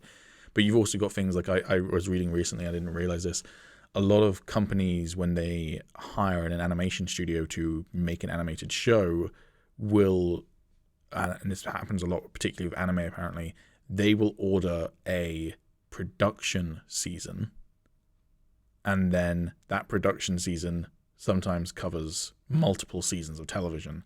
So essentially what that means is that you might go, we will hire this studio for, I don't know, $20 million, let's throw out a random figure, $20 million to make this animated show for us. We're putting in a production order for $20 million. Now that you've said yes to that, though, that's going to be 3 seasons for that $20 million. And it's like they kind of get stuck into these contracts where they aren't getting paid per season because they're getting paid by production order instead, and so they start having to stretch money more for more seasons and what have you. So in general, like, and particularly with animators, I don't think they get paid enough. But Yeah. hey, that is that industry. So, but yeah, no, I'm glad that he's coming back. I'm really excited for that. I'm definitely looking forward to seeing the new season. yeah. Bullet Train. Got anything to say about Bullet Train? Looks good. Yeah, Looks very Deadpool-y. it's made by I the figured- director of Deadpool 2, right? Yeah. Yeah. I figured that Tom and Callum were going to be here. Callum was the one that showed it to me first, so Yeah. yeah. It looks fun. It's got a lot of actors I like in it. Yeah. I feel it's based on a book that I can't remember what the book's called. But I feel like whoever came up with the name Bullet Train, because it's set on a bullet train that features assassins with guns, is probably thinking they're the smartest fucking person in the world right now. Yeah. They're like, yo, I got my money today. I made that bread, bro. It like when I first saw it, it reminded me of a film called Money Plane. Yes. Um, or the Netflix shows Money Heist, where you're like, really? Really? Yeah. I can't remember what Money Plane was. I think it starred The Edge as What, Tommy? the lead actor. What? You said The Edge. I was making Tommy's username in this. Oh, Edge. right. Yeah. So. Okay. Yeah. Took me a moment. But yeah, and it has like Kelsey Grammer in it, and oh man, I haven't actually seen the movie myself, but I've seen like commentary channels covering it, and it just looks god awful. And I was like, oh man, I hope it's not like that, but it actually looks pretty decent. So I'll give it a go. Fair enough. Do we want to cover other stuff before we get to Batman? Because then we get to my review of Batman, but then there was some other stuff before. I don't know when we want to do Batman. Basically, there's a couple of other things that we could talk about before we get to it. What else is there to call? We might as well just talk about a couple more things, and then we can just get into the Batman. And I hadn't actually seen Callum post this. I completely missed this one, but he talked about Mary Elizabeth Winstead has been apparently cast to be in the Ahsoka show as a role to replace Cara Dune. That sounds like a rumor to me. Mary Elizabeth Winstead has definitely been cast in Ahsoka as an undisclosed role, but I don't know. It could be a replacement for Cara Dune. I personally hope not. I think Mary Elizabeth Winstead is a good enough actor that you don't just need to replace Cara Dune with her. You could play a better role than that. Well, when I first read that, it didn't even cross my mind that she might be playing Cara Dune. I read that as to replace. No, that's how I'm reading Cara it too. Dune. But Cara Dune is such a kind of like character that I feel like if you're bringing someone like Mary Elizabeth Winstead and give like a much more substantial role, I guess is what I'm getting at. Well, I mean, if they're going to do that, that means they're probably going to go ahead with Rangers of the Republic, of the New Republic. Yeah. And then she might just be the new lead in that. Yeah. I've got a feeling that she might be playing a more villainous character though, although some fucking dumbasses on the internet when it was announced that she had been cast thought that she had been cast as Obi-Wan's fuck buddy. No. Art imitates real life. What's Ahsoka's friend who turned out evil's name? I'm blanking on her name. Oh, Barriss Offee. Barriss Offee. People were like, oh, dude, she's playing Barriss Offee. And it's like, no. Because I get that Barriss Offee is technically an alien who is green, but she ain't white. Like, that. If Disney have cast Mary Elizabeth Winstead as Barriss Offee, they're gonna get some flack for that. A character who is very much inspired by lots of Middle Eastern cultures being combined together. Yeah, no. That ain't it, dude. I should remember what she looks like. Oh, yeah. Yeah. Yeah. Also, there was I don't know whether the actress is any good, but Barriss was already in live action in Attack of the Clones, and that actress is probably about the same age as Rosario Dawson at this point, so could just bring her back if you wanted to. I doubt they're going to, but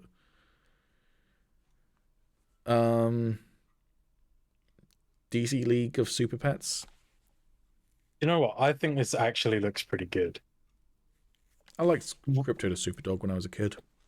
That was a When banging it was cartoon. when it was first announced, I was like, "Oh, come on, really?" But now that I've seen the trailer and I know that Keanu Reeves is playing Batman, I'm like, "Okay, okay." He's not playing Batman. He's playing Mr. Fantastic's cosplay of Batman. The ears are a bit much, I must say. I mean, I don't know. Hold on. It's pretty long Halloween, the ears. Yeah, to be fair, yeah. It's such a banger comic. Anyways, yeah, no, I'll watch it. It sounds like a good fun time. Yeah, I mean, I'm kind of torn, right? Because I really like The Rock and Kevin Hart. I think most of the time the films they're in together are pretty funny, but it is getting to a point now for me where I'm like, I'm kind of getting sick of them. Like, not separately, just together. I'm like, they're just. It feels so forced to me, these two. And The Rock is always, on his Instagram and everything, like giving shout outs to his brother Kevin Hart and whatever. And I'm just like, oh, I really just don't care. So I'm like, I feel like all their movies are quite samey when they're together as well. And I'm just like, oh, is DC Super Pets just going to be this again? And I also think it's hilarious that The Rock is playing Black Adam and also Crypto the Superdog. Yeah, I get where you're coming from, but I'll watch it. It'll probably be a good old fun time, and that's a Batman movie that Tom can probably take Chester to go see, unlike the Batman. Yeah. So yeah, I also love the opening line to the trailer for it as well. Literally just Batman saying, "So, you're a dog." live action God of War TV series is reportedly in the works at Amazon. I'll be very disappointed if they don't hire Triple H to play Kratos. I just kind of hope they don't do it, to be honest. But then I kind of felt the same way about the Last of Us TV show, and I'm like mildly interested in that still. So we'll wait to see. But at the same time, I think for me, no, I'm gonna watch it anyway. I'll watch its career with great interest, but that as an idea does not like grab me and go, oh, get hype. It's more like, okay. Yeah, is it like I'm not gonna be really excited for it. I'm still more excited for the games, but like yeah, it's something I'll watch regardless. And I don't know whether I'm assuming it's probably going to be like, what's going on? I just could hear weird noise, but it's just lots of like fat raindrops hitting my window. Oh, yeah. I don't know if it's going to be, like the old God of War, or if it's going to be new style with Atreus and everything. I'm kind of hoping it will be old God of War, and they can go like all out with his Spartan rage and just have him be like, just an absolute fucking rage killing machine. Because I'd much prefer that. Like, just like it would sit better with me if that was the case, because I feel like then they can pour more time into the action and like stuff more than the more nuanced God of War most recent game that we got, because I feel like that goes way more in depth with his like relationship with Atreus and everything, and more about his morality as a god. I guarantee it's going to be about the new games. Like, if they're doing it, I'll be amazed if it's like maybe with flashbacks to the Spartan era, but like, yeah.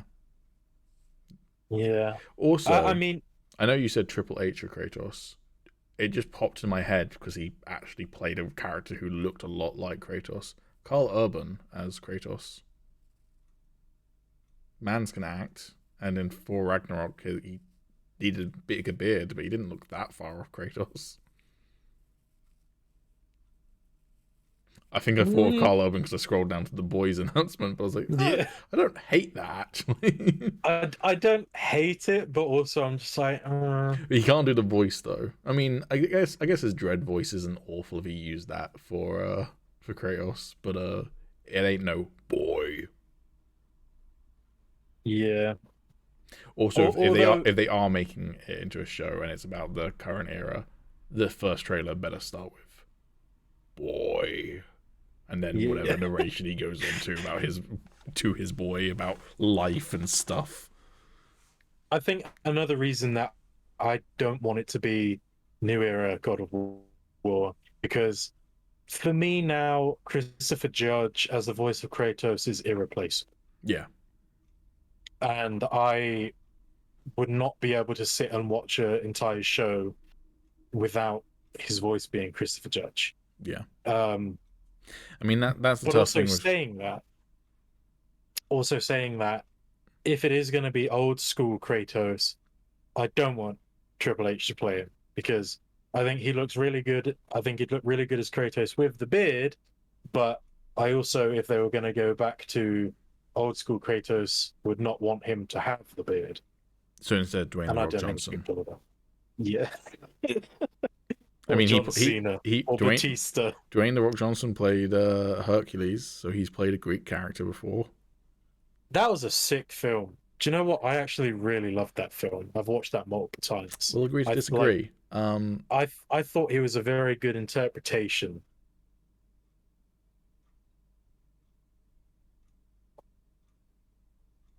Okay. Did you watch the trailer for The Bubble? Probably not because I don't remember this. Okay, I'm just going to give a very quick pitch because I thought it looked cool, but we're not going to go into it then. The Bubble is a new Judd Apatow comedy set during the COVID era about a film that's in production in England, and the cast will have to go and live in a mansion together in the English countryside while isolating together, and shit starts to get weird, and they start to like go crazy and do drugs and stuff while having to make a movie together. It just looks like a fun, goofy time, taking the piss out of COVID a little bit. That sounds all right. I maybe I'll watch the trailer after this and Yeah, see for myself. it didn't blow my mind, but I went, I could watch that. So for a moment there, the way you were describing it was like, oh, is this going to be like this is the end?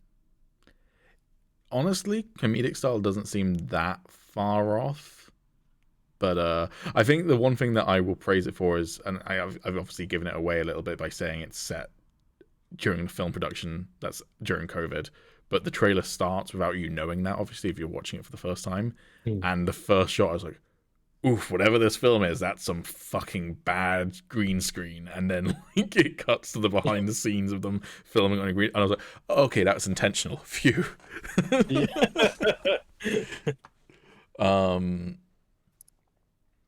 Kenobi. Also, side note, I really wish they just called it Kenobi. It was originally going to be called Kenobi. I think Kenobi is an easier name than Obi Wan Kenobi. It's just a bit too much of a mouthful. Plus, Yeah. if I say Kenobi, I can say it like Darth Maul, and if I say Obi Wan Kenobi, Darth Maul's never called him Obi Wan Kenobi. So, Yeah, they should have just called it Obi Wan or Kenobi. The full name is just too much. Yeah, the full name should have been Obi Wan or Kenobi. Yeah. I mean, that would make sense, obviously, because obviously when he becomes Ben Kenobi, he gives up his first name. Yeah, So it's like, that's an interesting point. and also the trailer is going to be. Is he Ben in this show? I guess not, because the show's called Obi Wan. Yeah, that's interesting. And Yeah, seeing as in the trailer, it's talking about, how Jedi never betray their, principles. It's like an itch, the Jedi code. They always have to whatever. That would have been a really cool name, Obi-Wan or Kenobi. It's like, well, do I stay a Jedi and actually operate as a Jedi and risk all of this shit, or do I literally just retire and look after Luke? Yeah. And it's that you should have been on the show, man. You could have. I should have been, just given a much because better I would love to have been involved. But so we watched this. It came out literally when we were waiting for Tommy to show up for D&D. So we all watched it just before D&D, and your initial reaction was not super enraptured by it. Is that fair to say? Yeah, I mean, as I've said on the podcast before, I've really just grown to a point now where I don't really care about Obi-Wan anymore. Like, I think I said there are way more characters out there that I'd like to see more of, and for me, it kind of goes against what I know about Obi-Wan as well. With the confirmed confrontation with Vader. Is that what you're talking about? Not only that, but just the whole show. Okay. Like I always like to think that the story of Obi-Wan and Yoda especially were really quite sad, because all of their friends had just been murdered, and they literally had to live in exile without pretty much any communication with anyone for fear that, So it's interesting you say that, because have you read any of the interviews to do with this show that have come out in the last? Okay. So Kathleen Kennedy, who everyone loves and thinks is great.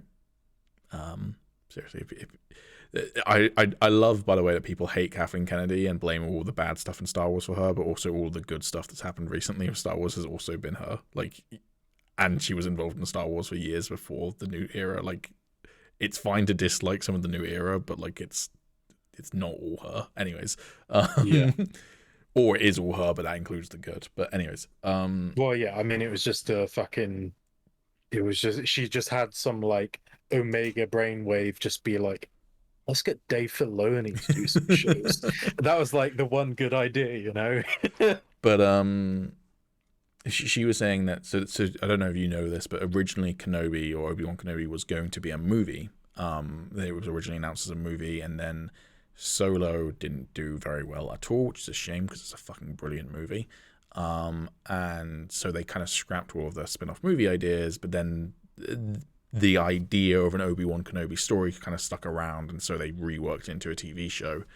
And apparently she was saying in an interview that the original script for the movie, when they brought it to a TV show, it was too dark and too depressing, because it was exactly that of like, these people have lost everything and there is no hope at this point, because a new hope is the new hope sort of thing. So like, this is a really dark time period, a really dark period in these characters' lives. And she was like, yeah, no, this isn't working as a piece of entertainment, though it also has to do that. So that maybe makes you a bit more worried, I don't know, or maybe that puts your mind at ease that they're trying to start from, because apparently it's still going to start there, but they're going to try and have this kind of a bit more of an uplifting ending, is the sound that they're going for, where maybe Obi-Wan finds some peace. And then Ewan McGregor was talking about how one of the things he found interesting was it might not have been Ewan McGregor, it might have been someone else was saying about Ewan McGregor's performance, that the Obi-Wan that we see at the end of Revenge of the Sith is still this quite energetic, emotional character. And then by the time we see him 19 years later as Ben Kenobi in A New Hope, he's this quite zen, at peace Jedi Master. And that one of the things they were interested in doing is exploring how that character becomes the second character. So I think it has the opportunity to do something pretty cool there. I do agree with you that like there's lots of other characters I'd arguably rather see, but at the same time, I'm not gonna lie, I am really kind of excited to see Ewan McGregor and Hayden Christensen return. And if this is being treated like a swan song for the character, and like this is the final thing we're doing with this character, I'm game for it. That being said, in another interview, Kathleen Kennedy said, "Oh, a season 2 of Obi Wan Kenobi? Well, everyone really enjoyed doing a season 1, so we'll see what happens. Don't do a season 2." No, and I mean, as I was saying, I think that is my biggest issue. Is I personally feel like it takes away what I know about the character and other characters, like, for example, Luke, because, the big thing about Luke in the first movie was he is the last hope, right? And He Leia. is, and Leia, okay, but like he is at that point he is the only Jedi, Mhm. right? He is the only Someone new Jedi. someone say he's the last Jedi. Yeah, and you know, even like I think what made it for me really was, Luke is meant to be the last hope with Leia as well, and regardless of everything that we now know happened in the past, he was meant to be, you know, everyone's sort of last hope. And when I think about Obi-Wan having, all of his friends murdered, everything he knew, you know, stripped away from him, he's just fought his, brother. He now has to live in exile. I imagine for those, like, it must have been torture for those few years. I imagine that he couldn't do anything, you Mm. know? And this show is kind of making out like he's going to be some, like, spy or something, who does espionage. I don't think it's that. I don't think that's what they're putting down. I reckon the basic premise of what this show is going to be is the Inquisitor who we're seeing like teased for this new show. She is hunting someone else down on Tatooine because we see like her standing in front of someone who's been like hung in like the town square or whatever. Mm. She's hunting down someone else. She finds that someone else, and Obi-Wan just kind of watches it. We also see her like confront Owen Lars in the trailer and in like one of the photos they revealed. I reckon he's gonna be all like, you need to get, like, you could have stopped that and you did nothing sort of thing, and he's almost gonna guilt trip Obi-Wan into doing something. Then Obi-Wan's gonna go off planet, do whatever he does, find out that Darth Vader is Anakin, confront that past, and then in some way come to peace a little bit with who he is and what his mission is, and return to Tatooine to watch over Luke. At the same time, I think the transition will be for Owen to go, you endangered my family in the process of doing that, fuck you. Because Owen in the original trilogy is like, he's that crazy wizard person, don't talk to him, to Luke. I can't remember the exact quote, but it's something like, that old man's crazy or whatever. He clearly doesn't like Ben Kenobi, but why? So I think there's some interesting material to tap into there. I also quite like the it was Deborah Chow who is directing all of these episodes, which is cool because it's one director helming the entire show. And as I say, I think it's cool to bring these characters back. Do we need it? No. Could it be bad? Yes, but if it is bad, it doesn't. I don't think it detracts from the good that we already have with these characters, because you can still just enjoy those things. But I do think that there's room to do something cool here. It's just they need to be very careful with it.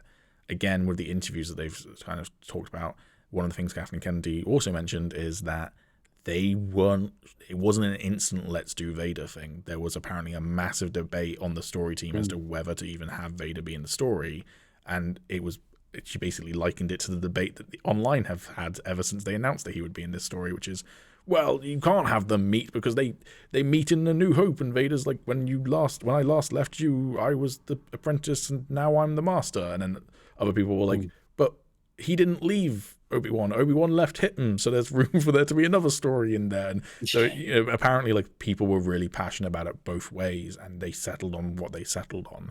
So that sort of discussion, the fact that it wasn't just let's bring in Vader because that would be cool and cash in, the fact that there was actually thought put into it. And then Deborah Chow apparently said, if we're doing Vader, it has to be Hayden. I'm not settling for anyone else. It makes me feel like they are putting a degree of care into this character in this show.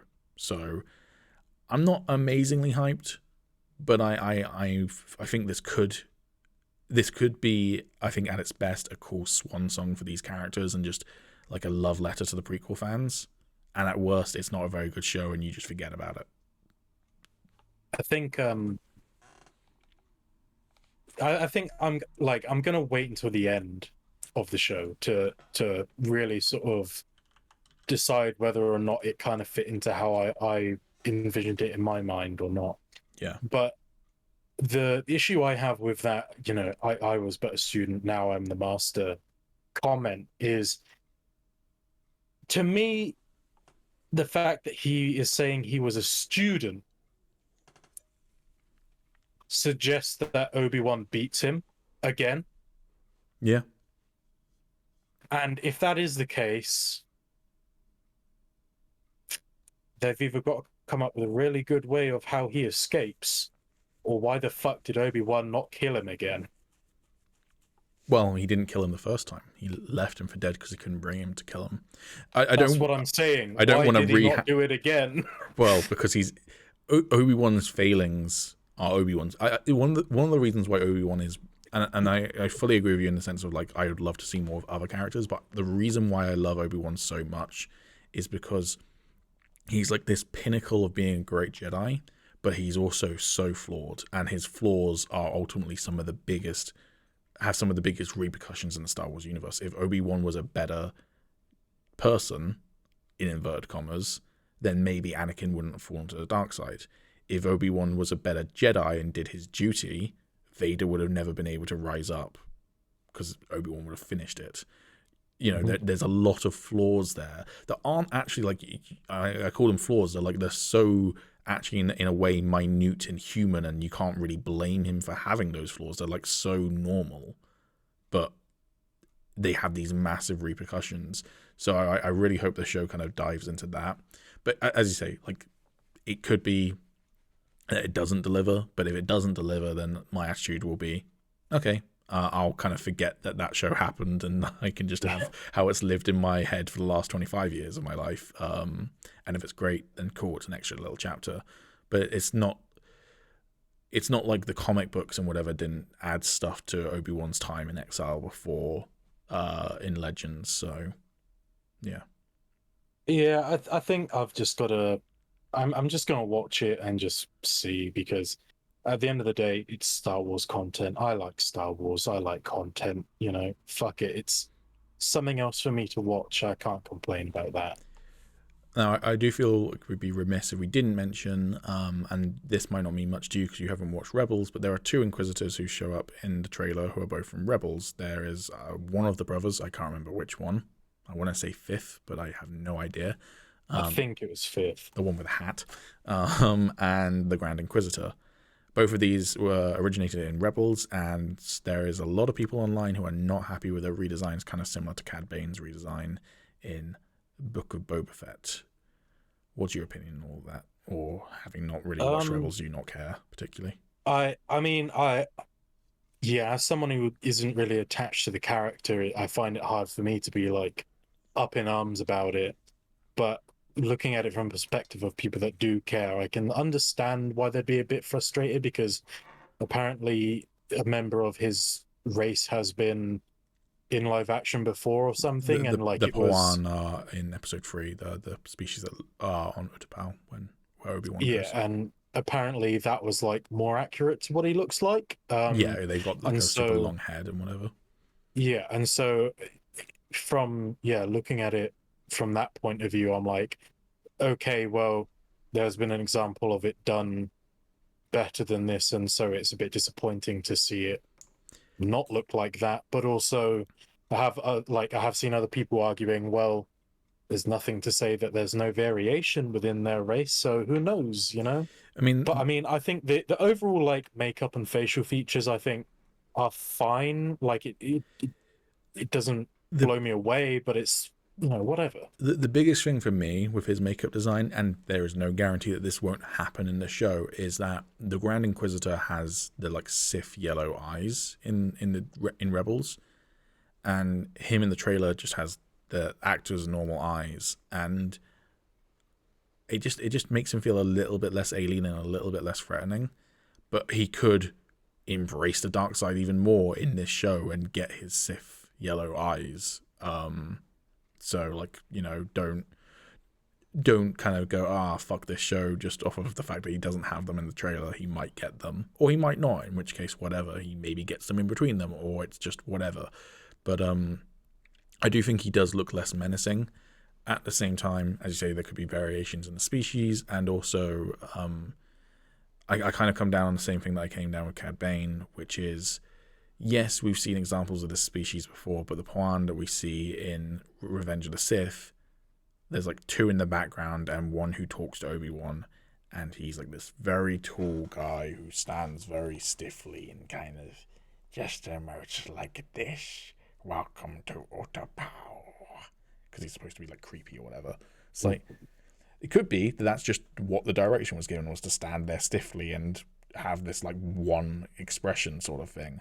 Or it could be that that's all the actor could do in that prosthetics, and when you want a villain who's menacing to be able to emote, those prosthetics just weren't working. So, you know, at the end of the day, I don't think that Disney are spending stupid amounts of money making this show and then just completely phoning it in on the makeup department and going, we're not going to even bother trying.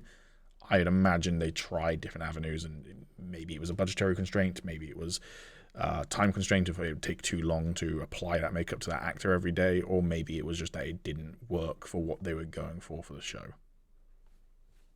I mean, with the like Sith eyes, I mean, it's still relatively early days for the Inquisition.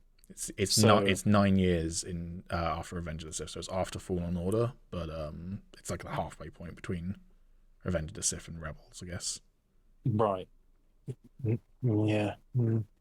But I was going to say with the Sith eyes, I mean, yeah, because it is like relatively early days, maybe he does just something truly fucking awful in this show that just like and pushes him to that point, you know? As far as I can think, none of the other Inquisitors have Sith eyes, so like the fact that he has them implies that he has done something much darker than any of the other Inquisitors have. So yeah, maybe we see that happen in this show. But yeah, I as I say, it doesn't bother me that much. I'm kind of glad that he's in the trailer just so I could get used to it before. Like, one of the downsides to Cad Bane's design was that as much as Cad Bane's opening scene was really, really cool, it took me out just for a moment when he lifted the hat and I go, ooh, that wasn't quite what I was expecting, sort of thing. Yeah. So the fact that I know Grand Inquisitor and Fifth Brother, or whatever brother he is, are in this show and don't quite look like they are in the anime series, I'm like, cool, I can get used to how they look. When they show up in the show, it's not going to bother me at that point because I've got 2 months to get used to it. So, yeah. Right. Hour and 45 minutes in. Batman? Sure, yeah. Or I'll just quickly say, new season of The Boys has been confirmed. Oh, yeah. They put out a tweet saying soon it'll be time to level the playing field.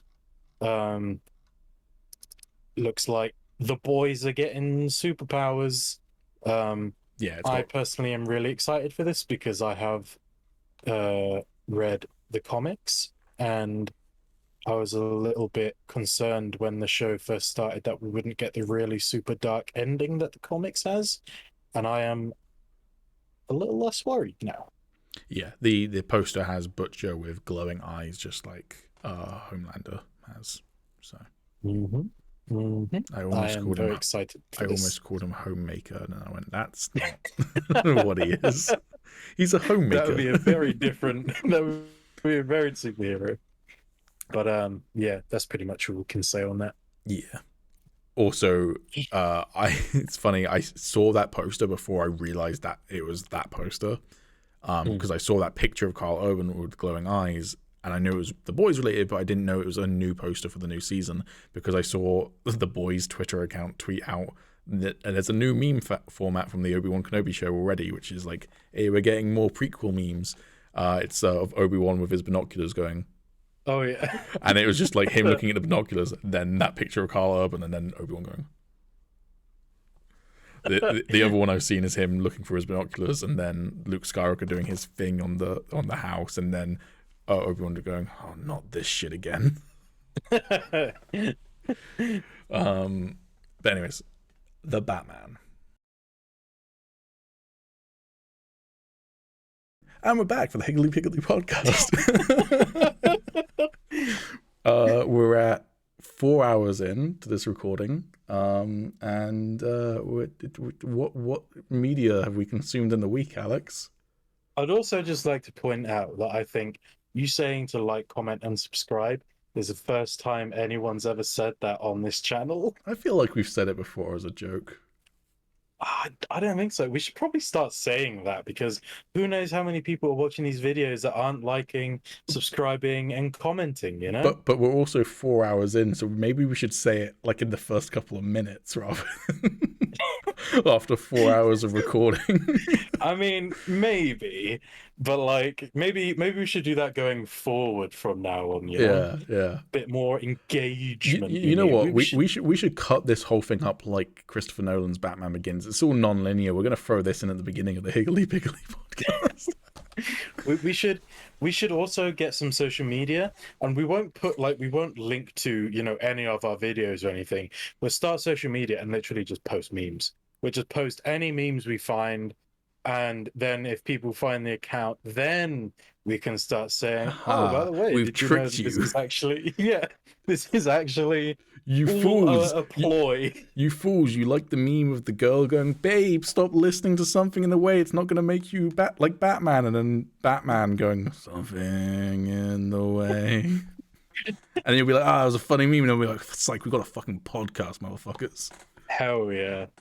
And Yeah, other content coming soon, some of it. Yeah, coming soon, TM. I'm gonna be cracking on with my WWE series probably tomorrow now because it's getting pretty fucking late.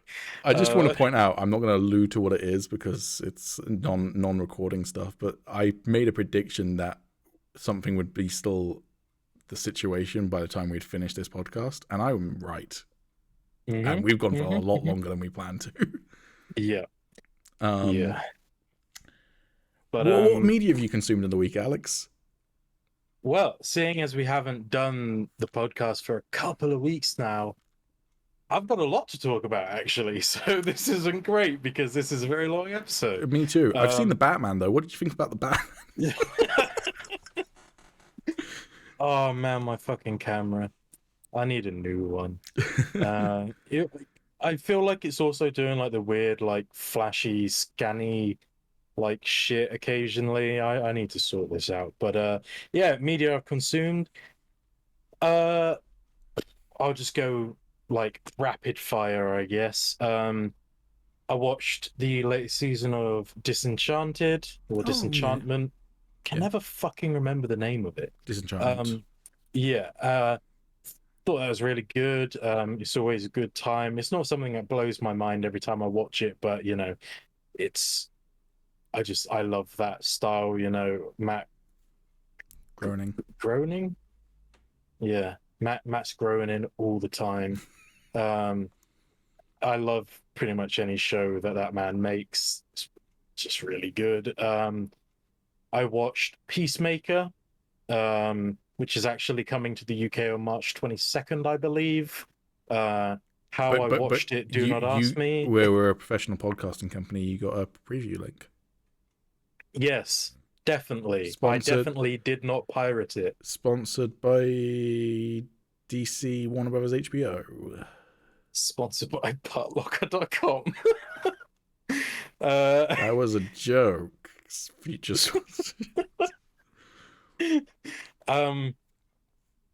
Yeah, I went into Peacemaker thinking it's probably going to be funny because I like pretty much everything James Gunn has done.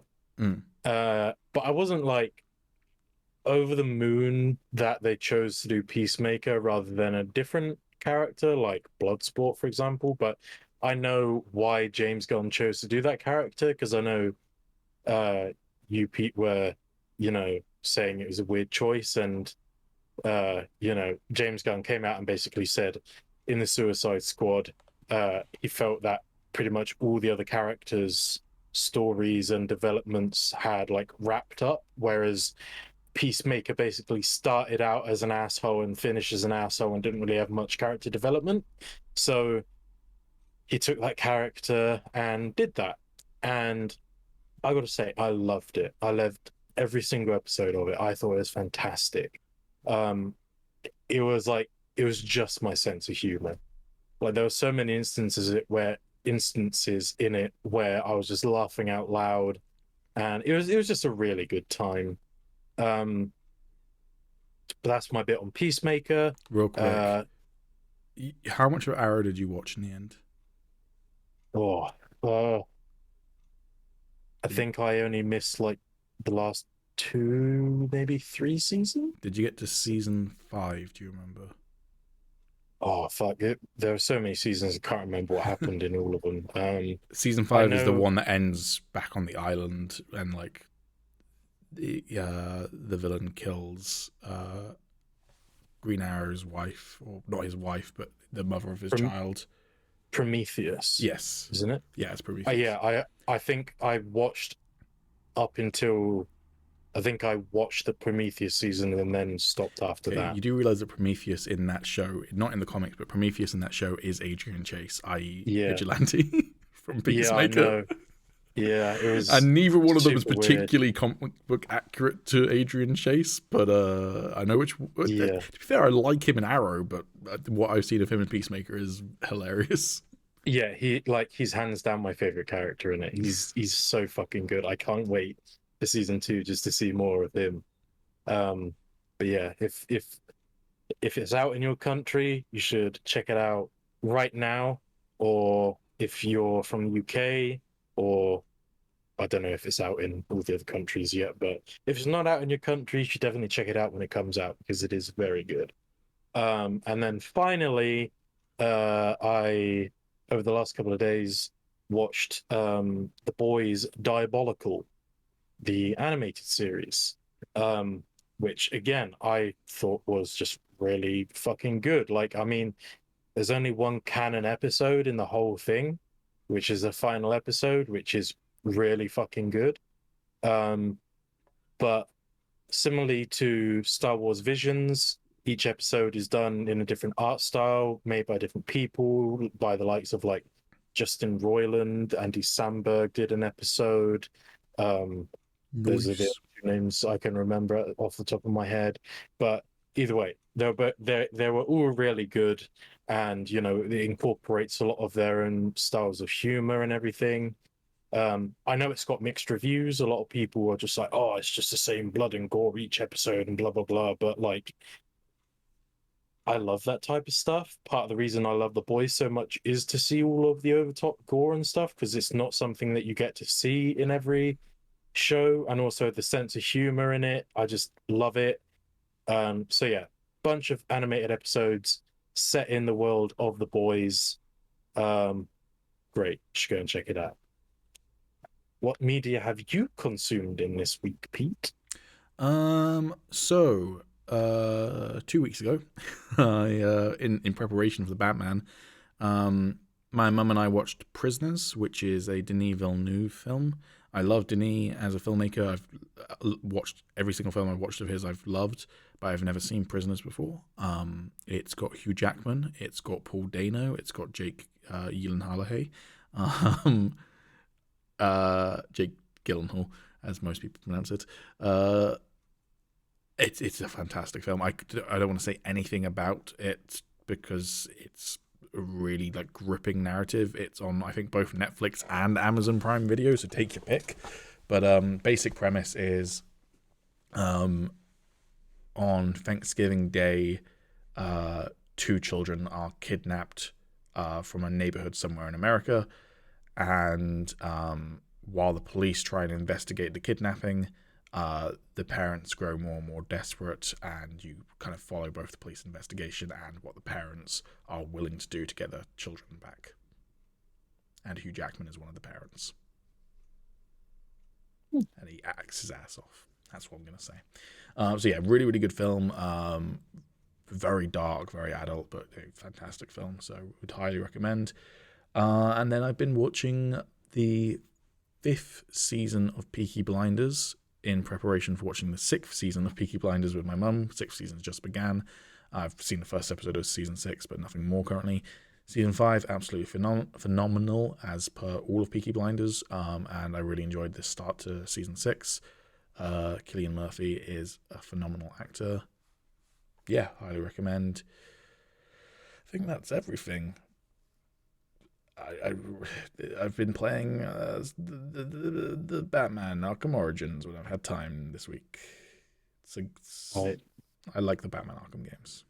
I have been playing SWTOR quite a lot. I will be getting back into SWTOR once I've beaten the Batman games and kicked my Batman habit. Oh, I know. Okay, we'll leave this in the podcast section because I can't be bothered to edit this back into Roll for Insight. But the last thing I want to say on the Batman, and this is non-spoilery, so I'm happy to put this in the podcast. I kind of haven't cared about Batman for years. Batman used to be one of my favorite fictional characters. Daredevil has been my favorite superhero for a number of years now. Batman, close second, like very close second. And when I was younger, Batman was my favorite character before I discovered Daredevil. But for years, I haven't really cared about him because I don't read many DC comics anymore because it's not very easy to get them in the UK. There's not a lot of comic book stores where I live. And DC has an app, but Marvel also has an app, and Marvel does both Marvel superheroes and Star Wars, and I really like Star Wars, so Marvel Unlimited beats out for me there. So I haven't been up to date on the comic books, and I haven't cared what they've been doing with Batman in any other media. Haven't really liked any of the films with him in recently. Haven't liked any of the TV show stuff like Titans. The animated movies like Killing Joke was really kind of shit, I thought, and not a great. I don't particularly love Killing Joke as a story either. I don't particularly like Frank Miller's take on Batman, to be honest with you. I think he goes too dark for me.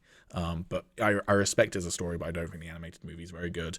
So I've just not really cared about Batman for like years. I've still liked him, but like, and suddenly I'm like, I want to get every single Batman comic that's been released in like the last 5 years. I want to just immerse myself back into this character. It's like really made me fall back in love with him. So yeah, thank you, Matt Reeves. Now I hope, and I know this isn't going to happen for me, but I really hope the Ezra Miller Flash movie that has been delayed yet a fucking again will want me to really re-immerse myself into the Flash, who is my favorite DC character. And it won't. I know it won't, because it's fucking DCEU, and it's probably going to be absolute fucking trash. However, Michael Keaton Batman, who is, I have decided, is still my favorite Batman, just because it's just stuck with me for so many years. It's always been my favorite, and I think nostalgia is just going to beat out the Batman every single time. How hype are you going to be if, like, when the Flash shows up at Wayne Manor, as they kind of tease in that little teaser trailer they put out, Bruce Wayne like finds him in his house. He's like, "What are you doing here?" And he's like, I'm Barry Allen. Well, however Ezra Miller plays his like schizo Barry, and then like he starts like panicking and stuff, and Bruce Wayne goes, "You want to get nuts? Let's get nuts." I would love it. I would freak the fuck out. I'd be like, this is my favorite movie ever now. Cool. If they just like randomly bring in Jack Nicholson's Joker as well, and they start playing Party Man by Prince, I'll be all over that shit. Especially if Jack Nicholson's Joker says his famous Joker line, "I'm the Joker, baby." That'd be great. No, I genuinely hope that I like the Flash movie, but yeah, I haven't really vibed with much of the DCEU. Also, it has delayed, supposedly, people, I don't think it's been officially confirmed, but people have theorized it's delayed Batgirl, because that supposedly has to be set after the Flash, because Michael Keaton's Batman. So that kind of sucks as well, but because I'm kind of interested in that one. I've not seen a lot of it, but I've seen like the photo of her suit, and I'm like, that's a cool Batgirl suit. I've not really seen anything about Batgirl, actually. I don't think they've like put out anything other than, I don't even know if the photos are official photos or just leaked set photos, but there are photos out there. But yeah. Should we finish this? Yes. All right.